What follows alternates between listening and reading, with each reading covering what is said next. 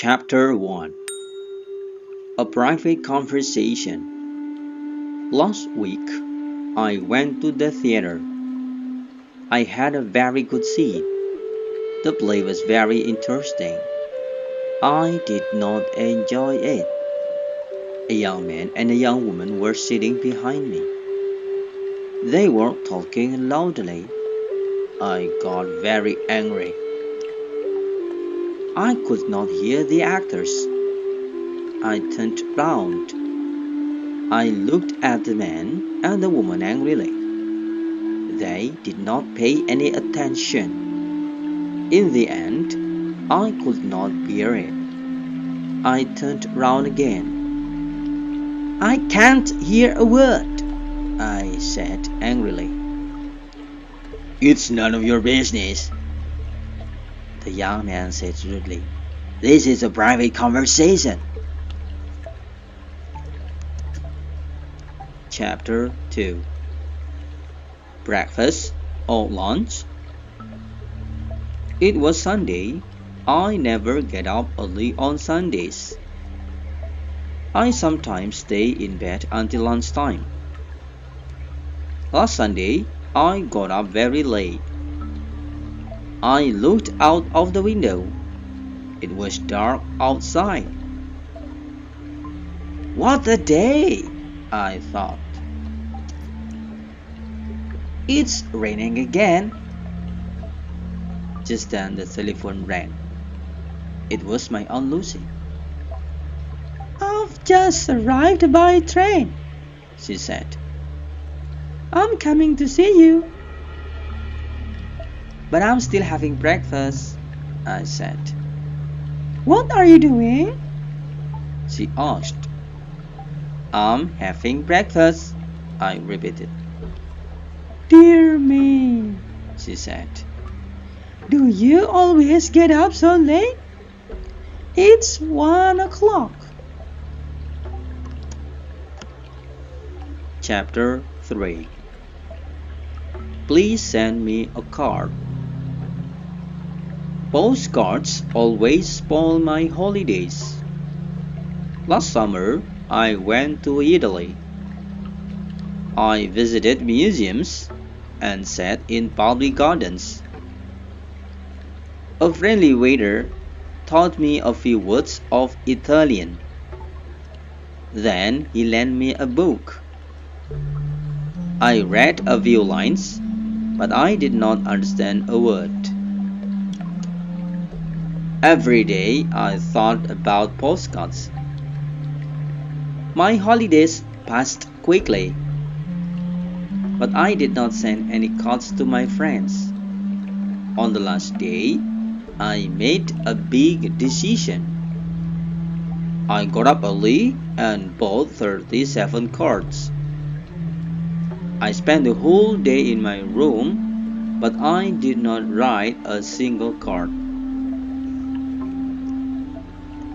Chapter 4. An exciting trip. I have just received a letter from my brother Tim. He is in Australia. He has been there for 6 months. Tim is an engineer. He is working for a big firm and he has already visited a great number of different places in Australia. He has just bought an Australian car and has gone to Alice Springs, a small town in the center of Australia. He will soon visit Darwin. From there, he will fly to Perth. My brother has never been abroad before, so he is finding this trip is very exciting. Chapter 5. No wrong numbers. Mr. James Scott has a garage in Silbury, and now he has just bought another garage in Pinhurst. Pinhurst is only 5 miles from Silbury. But Mr. Scott cannot get a telephone for his new garage. So he has just bought 12 pigeons. Yesterday, a pigeon carried the first message from Pinhurst to Silbury. The bird covered the distance in 3 minutes. Up to now, Mr. Scott has sent a great many requests for spare parts and other urgent messages from one garage to the other. In this way, he has begun his own private telephone service. Chapter 6. Percy Buttons. I have just moved to a house in the Bridge Street. Yesterday, a beggar knocked at my door. He asked me for a meal and a glass of milk. In return for this, the beggar stood on his head and sang songs. I gave him a meal. He ate the food and drank the milk. Then he put a piece of cheese in his pocket and went away. Later, a neighbor told me about him. Everybody knows him. His name is Percy Buttons. He calls at every house in the street once a month and always asks for a meal and a glass of milk. Chapter 7. Too late. The plane was late and detectives were waiting at the airport all morning. They were expecting a valuable parcel of diamonds from South Africa.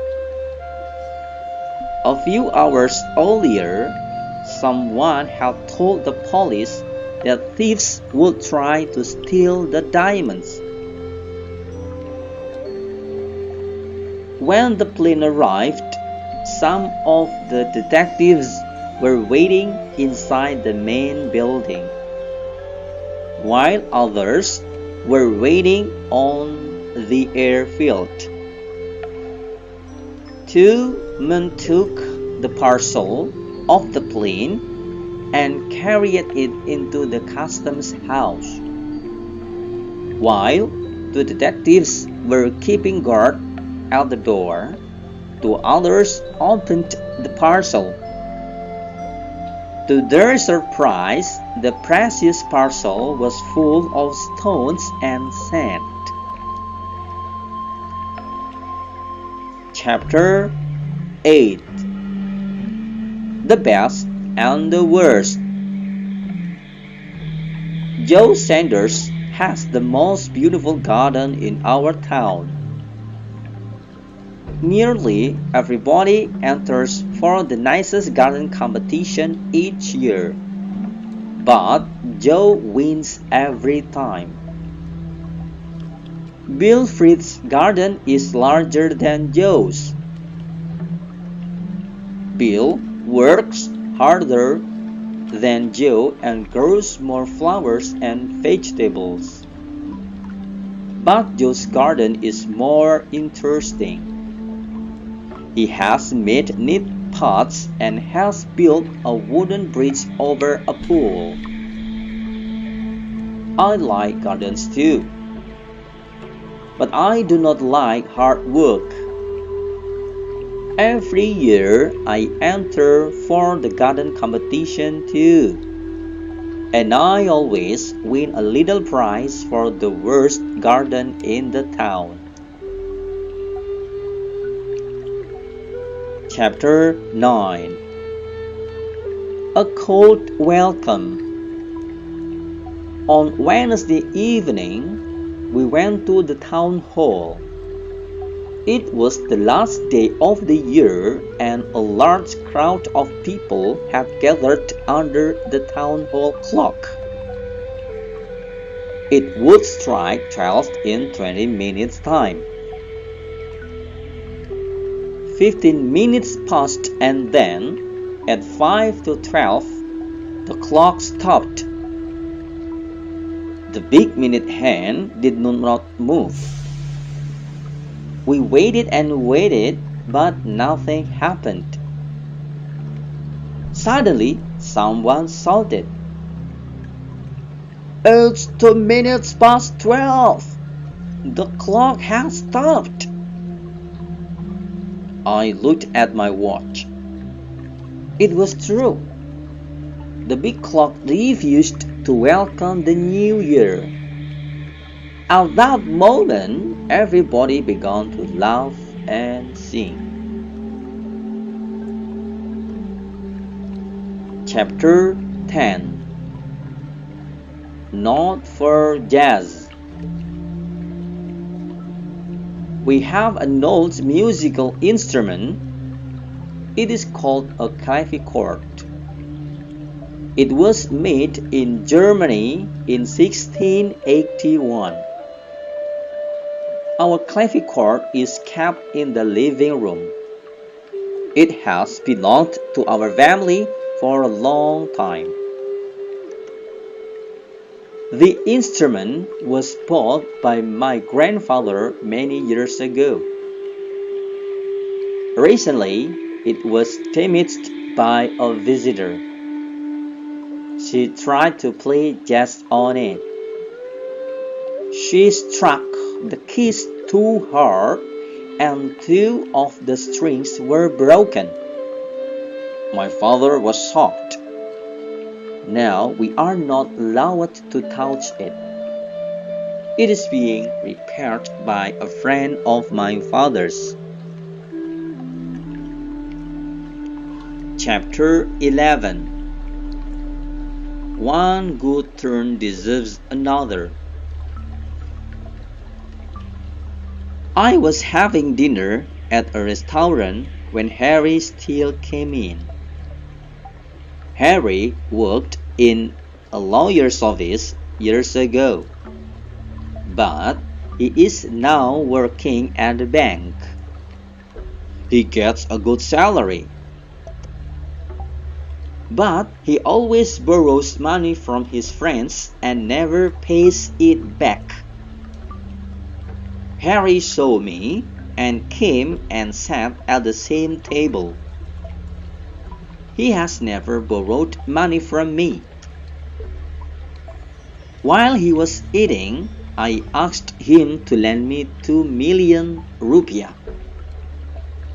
To my surprise, he gave me the money immediately. "I have never borrowed any money from you," Harry said. So now you can't pay for my dinner. Chapter 12. Goodbye and good luck. Our neighbour, Captain Charles Alison, will sail from Portsmouth tomorrow. We shall meet him at the harbour early in the morning. He will be in his small boat, Topsail. Topsail is a famous little boat. It has sailed across the Atlantic many times. Captain Alison will set out at 8 o'clock, so we shall have plenty of time. We shall see his boat, and then we shall say goodbye to him. He will be away for 2 months. We are very proud of him. He will take part in an important race across the Atlantic. Chapter 13. The Greenwood Boys. The Greenwood Boys are a group of popular singers. At present, they are visiting all parts of the country. They will be arriving here tomorrow. They will be coming by train. And most of the young people in the town will be meeting them at the station. Tomorrow evening, they will be singing at the Workers' Club. The Greenwood Boys will be staying for 5 days. During this time, they will give 5 performances. As usual, the police will have a difficult time. They will be trying to keep order. It is always the same on these occasions. Number 14. Do you speak English? I had an amusing experience last year. After I had left a small village in the south of France, I stopped and he asked me for a lift. As soon as he had got into the car, I said good morning to him in French, and he replied in the same language. Apart from a few words, I do not know any French at all. Neither of us spoke during the journey. I had nearly reached the town, when the young man suddenly said very slowly, Do you speak English? As I soon learned, he was English himself. Chapter 15. Good news. The secretary told me that Mr. Harmsworth would see me. I felt very nervous when I went into his office. He did not look up from his desk when I entered. After I had sat down, he said that business was very bad. He told me that the firm could not afford to pay such large salaries. 20 people had already left. I knew that my turn had come. Mr. Harmsworth, I said in a weak voice. Don't interrupt, he said. Then he smiled and told me I would receive an extra £100 a year. Chapter 16. A polite request. If you park your car in the wrong place, a traffic policeman will soon find it. You will be very lucky if he lets you go without a ticket. However, this does not always happen. Traffic police are sometimes very polite. During a holiday in Sweden, I found this note on my car. Sir, we welcome you to our city. This is a no parking area. You will enjoy your stay here if you pay attention to our street signs. This note is only a reminder. If you receive a request like this, you cannot fail to obey it. Chapter 17. Always young. My Aunt Jennifer is an actress. She must be at least 35 years old. In spite of this, she often appears on the stage as a young girl. Jennifer will have to take part in a new play soon. This time, she will be a girl of 17. In the play, she must appear in a bright red dress and long black stockings. Last year, in another play, she had to wear short socks and a bright orange-colored dress. If anyone ever asks her how old she is, she always answers, "My dear, it must be terrible to be grown up." Chapter 18. He often does this. After I had lunch at the village inn, I looked for my bag. I had left it on a chair beside the door, and now it wasn't there. As I was looking for it, the innkeeper came in. "Did you have a good meal?" he asked. "Yes, thank you," I answered. "But I can't pay the bill. I haven't got my bag." The innkeeper smiled and immediately went out. In a few minutes, he returned with my bag and gave it back to me. "I'm very sorry," he said. "My dog had taken it into the garden. He often does this." Chapter 19. Sold out. "The play may begin at any moment," I said. "It may have begun already," Susan answered. I hurried to the ticket office. "May I have 2 tickets, please?" I asked. "I'm sorry, we have sold out," the girl said. "What a pity," Susan exclaimed. Just then, man hurried to the ticket office. "Can I return these 2 tickets?" he asked. "Certainly," the girl said. I went back to the ticket office at once. "Could I have those 2 tickets, please?" I asked. "Certainly," the girl said. "But they are for next Wednesday's performance. Do you still want them?"